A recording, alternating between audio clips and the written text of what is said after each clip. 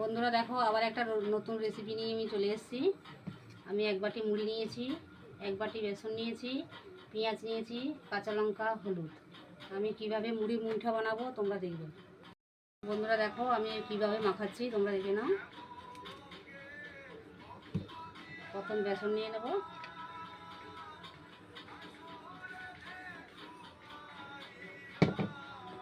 তারপরে একে একে সব মশলাগুলো নিয়ে নেব।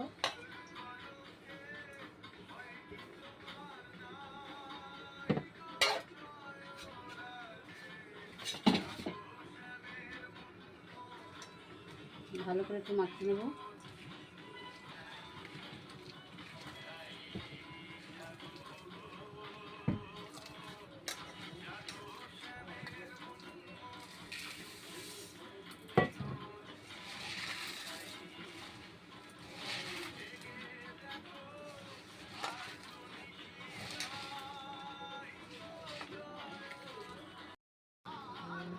বন্ধুরা দেখো, আমি এইভাবে সেভ করে দিচ্ছি, তোমরা এইভাবে সব সেভ করে নেবে।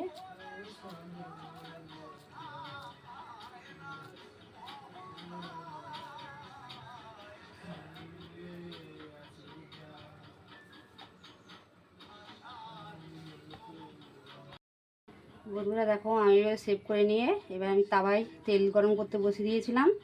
এবার আমি একে একে করে ছেড়ে দিচ্ছি।